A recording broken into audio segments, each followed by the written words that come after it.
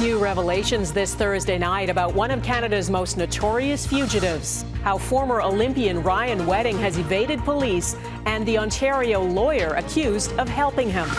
The U.S. president's new peace proposal for Ukraine. It's frankly embarrassing. How it heavily favors Russia. Alberta's new legislation aimed at protecting freedom of expression. When regulators begin disciplining people for simply speaking their mind on their own time, that's overreach. Why the bill is named after psychologist Jordan Peterson.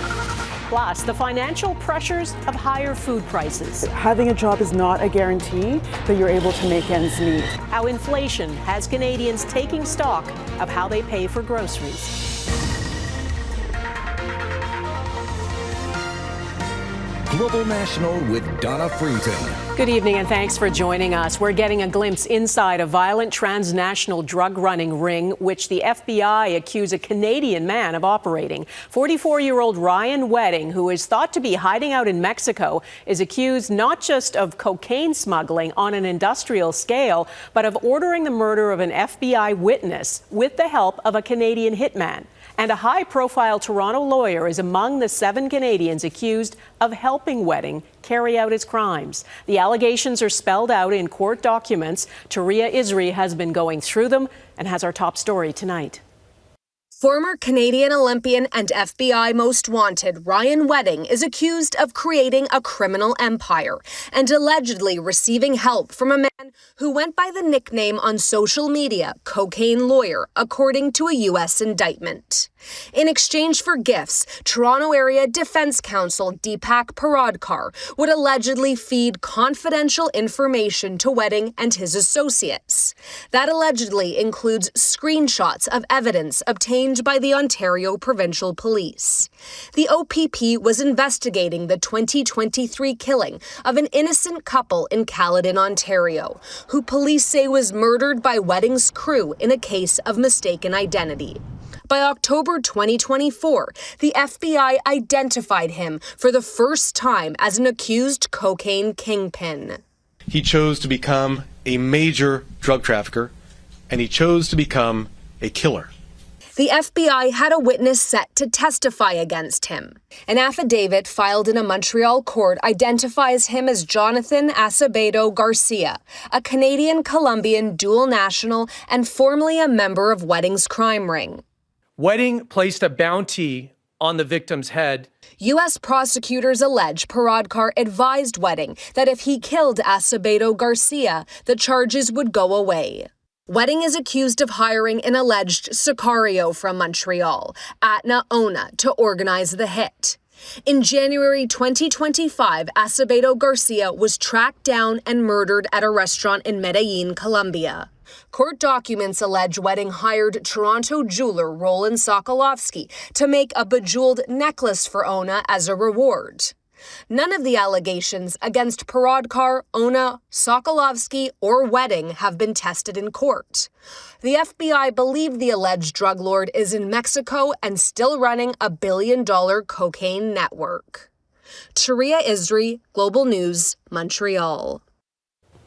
Ukraine's president says he's received a draft copy of the peace plan the Trump administration has drawn up to end Russia's war on Ukraine. It's reported neither Ukraine nor Europe were consulted about the plan and that it includes Ukraine giving up territory it still controls and reducing the size of its military in exchange for U.S. security guarantees. Jackson Prosco explains what's been revealed about it and whether it's likely to go beyond the proposal stage. Ukrainian civilians continue to pay the price for Russia's war. Rescue workers picked through the rubble of an apartment building where at least 26 people were killed by a Russian missile strike.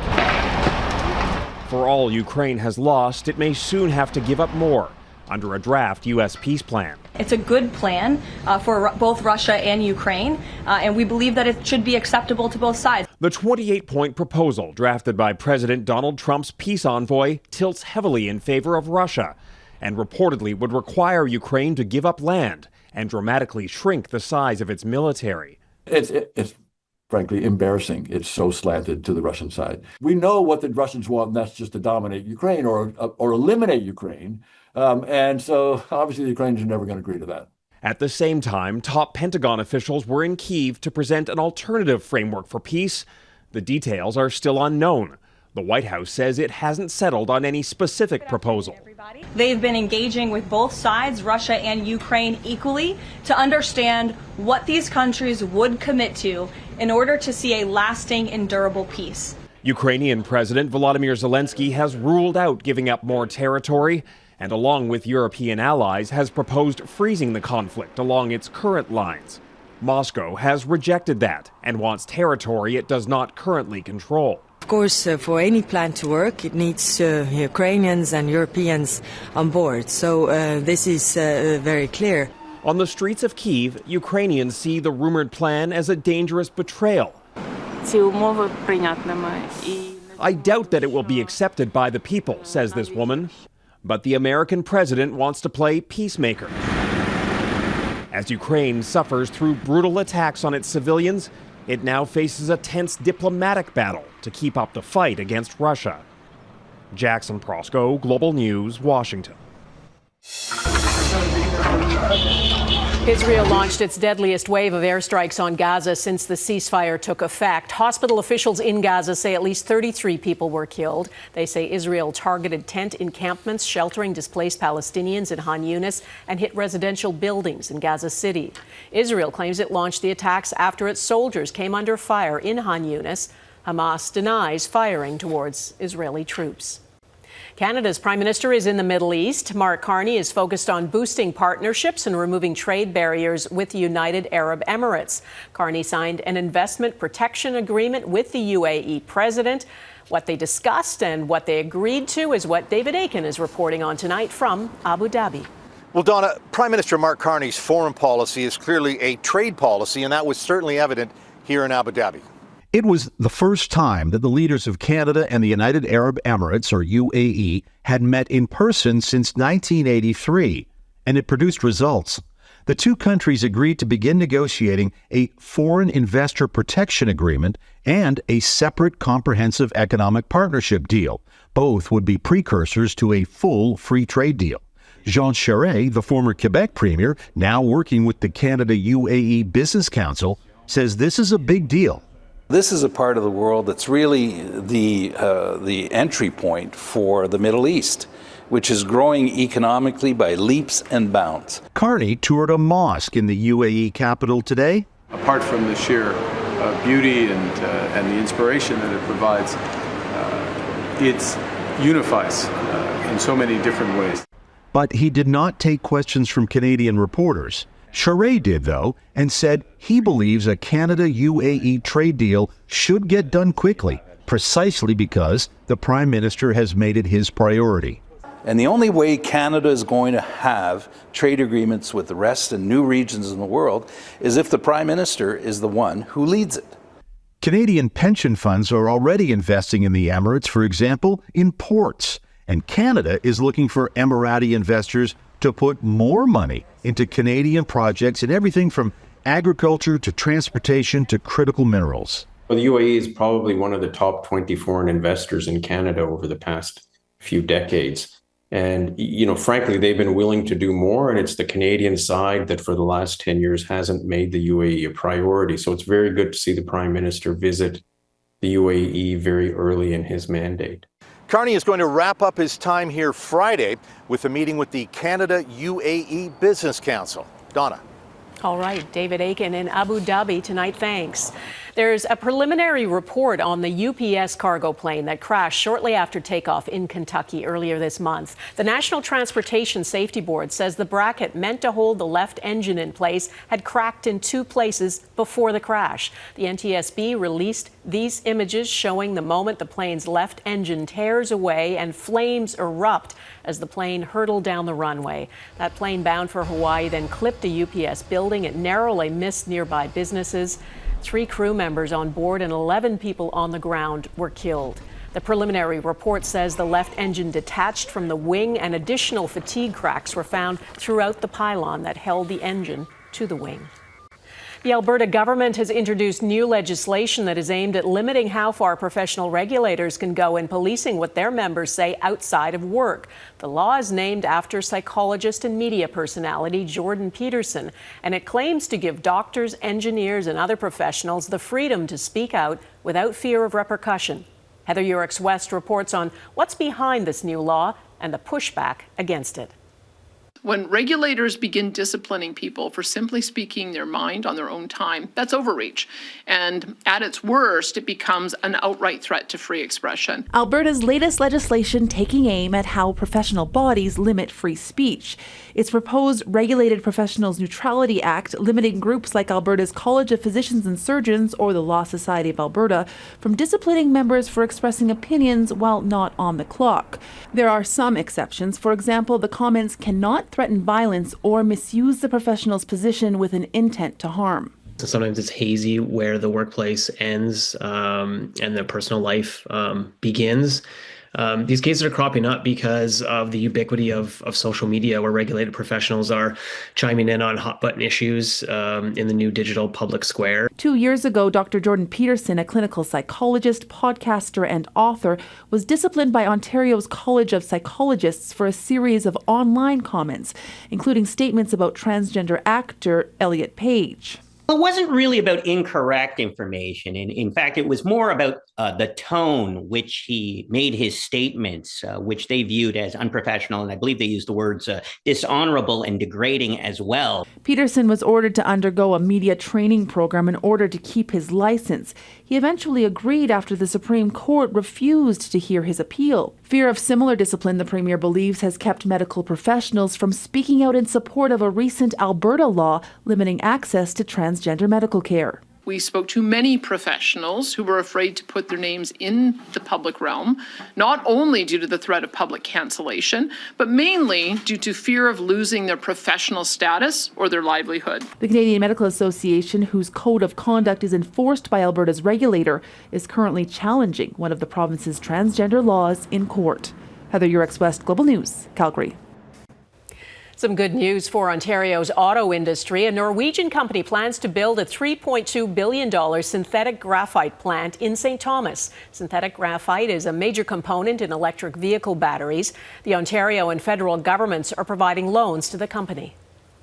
And will produce enough synthetic graphite to supply roughly 2 million electric vehicles, and that's every single year. The plant intends to employ 1,000 people once it's operating at full capacity. Arson spree arrest coming up. The man accused of torching a number of businesses and offices in Winnipeg. In Brampton, Ontario, 2 people were killed and 3 others are missing after a house fire. Flames broke out shortly after 2 a.m. First responders arrived to reports of multiple people trying to escape, some even jumping from the roof. At least 4 people were taken to hospital in critical condition, including a child. They are hopefully going to make it through this incredible tragedy, and they're certainly in our prayers. As a father myself, where it shakes you to the core, speaking to the neighbors and hearing, their children in tears. Crews are monitoring for hotspots and dismantling the home to look for anyone who might be inside. It's believed 11 people lived in the house, part of a multi-generational family. The cause of the fire is under investigation. In Winnipeg, police have arrested a man linked to a spree of nearly 24 arsons in just 6 months. He's accused of setting fires to bars, restaurants, even the offices of 2 provincial cabinet ministers. And while many are breathing a sigh of relief, the arsons are, as Melissa Ridgen explains, part of a larger problem in Winnipeg. For the past 6 months, this has been a regular scene in Winnipeg. Bars, restaurants, and clubs set ablaze. 7 different establishments, many hit more than once. Some victims too afraid to go on camera, fearing it would antagonize whoever was responsible to come back. So bar owners, restaurants are kind of threatened right now, or frightened with this one. Winnipeg police have arrested 35-year-old Jesse Robert Sean Wheatland, who they allege caused 22 fires in all, including at the offices of 2 MLAs, a school division office, and an addictions treatment center. He's been cooperating with our investigators. Those investigators believe they have a motive for the arsons. Unfortunately, it's not something I can share today because that's speaking directly to the investigation, which is currently still in progress. The arrest, welcome news to a panicked industry. It's a relief to know that the person who's been causing the damage for multiple places has been arrested, because for us, a lot of it was a big fear of reopening and then the damage happening again. Restaurants and bars were increasingly frustrated as police stayed tight-lipped as the fires kept happening, imploring city leaders to intervene. These investigations take time. And while we all wish that things could conclude more quickly, it's even more important that the investigations are done thoroughly and done right. These 22 fires are in addition to several extortion arsons that have been targeting businesses and on top of dozens of vacant building arsons so far this year. Winnipeg continues to experience high rates of fires, significantly higher than many comparable Canadian and North American cities. And because of that, police and fire officials say despite Wednesday's arrest, Winnipeg firefighting and investigation resources remain strained. Melissa Ridgen, Global News, Winnipeg. Manitoba's government plans to build an overpass at the intersection on the Trans-Canada Highway near Carberry, where a deadly bus crash happened in June 2023. A semi-trailer truck collided with a minibus, taking seniors on a day trip. 17 people were killed. The tragedy sparked heated public consultations about how to improve safety at the intersection. Premier Wab Kinew and the province's transportation minister say construction of the overpass will begin in 2027 and is expected to take 2.5 years. Feeling the pressure of food prices ahead, how Canadians are shifting their shopping habits.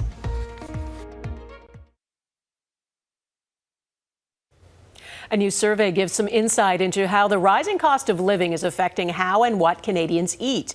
According to the Canadian Food Sentiment Index, food remains the top financial concern for many Canadian households. And as grocery prices remain high, shoppers are changing up what they're checking out.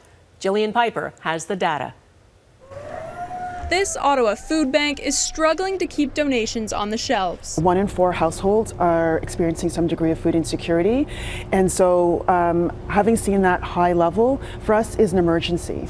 And a new report from Dalhousie University shows putting food on the table has gotten harder right across the country, with 28% of Canadians having to draw from savings or borrow money to pay for food in the past year. Affordability crisis remains.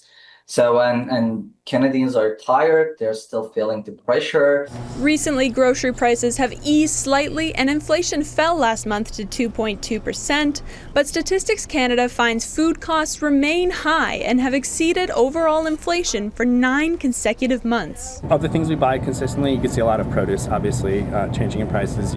There are some standout items with particularly soaring costs. Coffee had an inflation rate of 41% in September, ground beef at 17%, nuts and seeds at 15%, and fruit juices and sweets at 10%. All sorts of families are turning to us for food supports. Having a job is not a guarantee that you're able to make ends meet. Canadians are changing how they shop, with nearly half seeking out more sales, about a third using more coupons, and nearly a quarter spending more time price comparing online. Some of the habits that we adopted during these times, I don't think they'll change overnight. While the government cannot control retail prices, it does control taxes.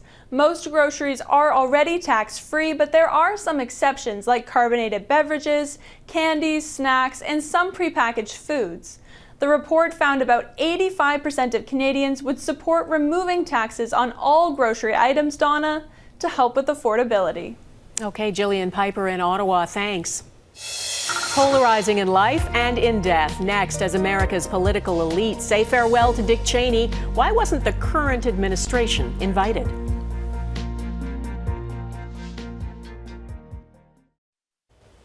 A who's who of America's political leaders filled the Washington National Cathedral today for the funeral of former U.S. Vice President Dick Cheney. His former commander-in-chief, George W. Bush, delivered the eulogy, but it's who was not invited that observers noted. Neither President Donald Trump nor his vice president were there. Eric Sorensen explores what that says about how the Republican Party has changed. There is a tradition in politics that bitter bipartisanship is set aside to mourn the passing of a political leader. So there was Democrat Al Gore patting Republican Mike Pence. Next to them, Republican Dan Quayle and Democrat Kamala Harris, all former vice presidents there to honor Dick Cheney. As vice president, Cheney was a polarizing figure for his role in the U.S. war on terror.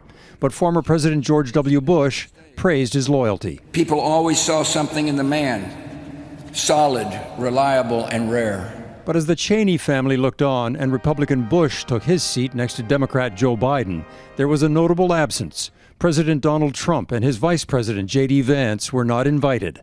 Trump has said nothing about Cheney since his death 2 weeks ago. The Cheneys are diehard globalists and warmongers. Trump, it seems, has not forgiven Cheney for publicly attacking him for denying the results of the 2020 election that saw violent protests on Capitol Hill. He's a coward. A real man wouldn't lie to his supporters. His daughter, Liz Cheney's own political career was cut short for standing up to Trump. She eulogized her father for putting the country first. He knew that bonds of party must always yield to the single bond we share as Americans.